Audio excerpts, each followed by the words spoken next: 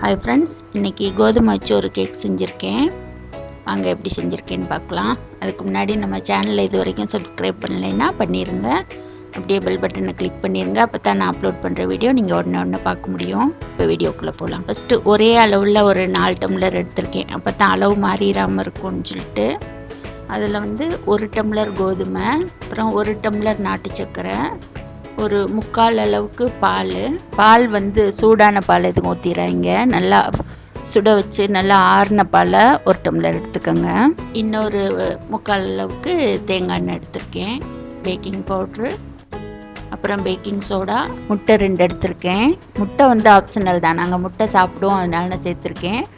நீங்கள் சாப்பிட மாட்டிங்கன்னா முட்டை சேர்க்க வேண்டாம். அதுக்கு பதிலாக அந்த பால் மட்டுமே 1 டம்ளர் சேர்த்துட்டாலே போதும். அப்புறம் வெண்ணிலா எசன்ஸ், அவ்வளோதான். இப்போ வந்து ஃபஸ்ட்டு ஒரு குக்கரில் கொஞ்சோண்டு தூள் உப்பு போட்டுட்டு அதில் ஒரு சின்ன இது வச்சுருக்கேன். அது மேலே தான் இப்போ வைக்க போகிறோம். இப்போ வந்து இதெல்லாம் தயார் பண்ணுறதுக்கு முன்னாடியே உப்பு போட்டுட்டு அதை வந்து சிம்மில் வச்சு அடுப்பை பற்ற வச்சு சிம்மில் வச்சாச்சு. அது சூடாகிட்டே இருக்கும்.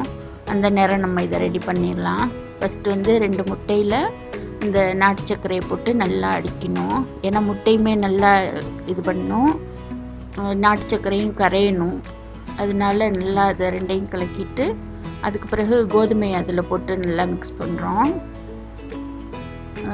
இதில் லைட்டாக உப்பு போடணும் கொஞ்சமாக, ஆனால் நான் இதில் போடலை. ஏன்னா நான் ஃபஸ்ட்டு மிஷினில் கொடுத்து கோதுமை அரைச்சி வைக்கும்போதே வந்து உப்பு லேசாக போட்டு கிளறி வச்சுருவேன். ஏன்னா அப்போ தான் அது ரொம்ப நாளைக்கு கெடாது. அதனால இப்போ இதில் வந்து பேக்கிங் சோடா வந்து 1/2 ஸ்பூனு, பேக்கிங் பவுட்ரு 1 ஸ்பூன் போட்டுட்டு பாலையும் நம்ம ஊற்றிட்டு நல்லா கலந்துக்கலாம்.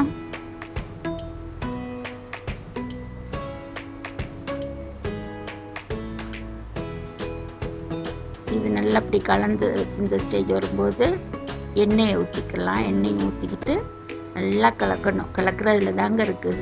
நம்ம எவ்வளோக்களவு நல்லா அடித்து கலக்கிறோமோ அந்த இதில் தான் கேக் வந்து சாஃப்டாக வரும். நல்லா மிக்ஸ் பண்ணணும். இதை வந்துட்டு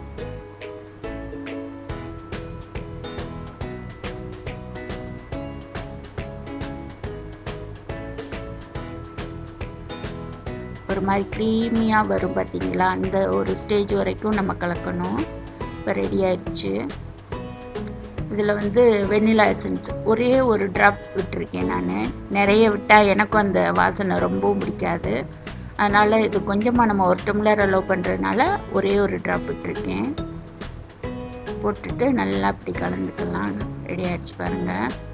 இப்போ வந்து அந்த நம்ம கேக் செய்ய போகிற பாத்திரத்தில் வந்து கொஞ்சம் பட்டர் சுற்றி தடவிருக்கேன். அப்போ தான் நம்ம ஒட்டாமல் எடுக்க முடியும். அதுக்காக இந்நேரம் வந்து நம்ம ஏற்கனவே ஒரு வச்சிட்டோம். இப்போ ஒரு 20 நிமிஷம் கிட்ட குக்கரில் வந்து அந்த உப்பு வந்து நல்லா சூடாகிருச்சு.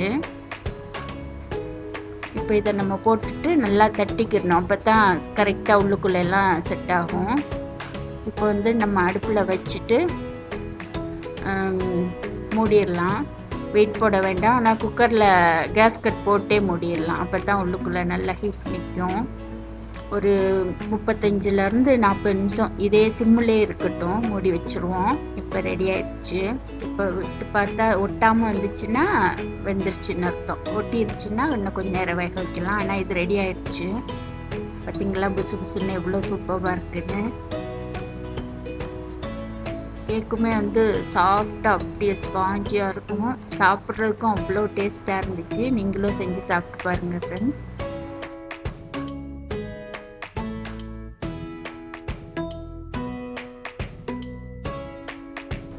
இது டிஷ் எப்படி இருக்குன்னு சொல்லிட்டு கீழே கமெண்ட் பாக்ஸில் சொல்லுங்கள்.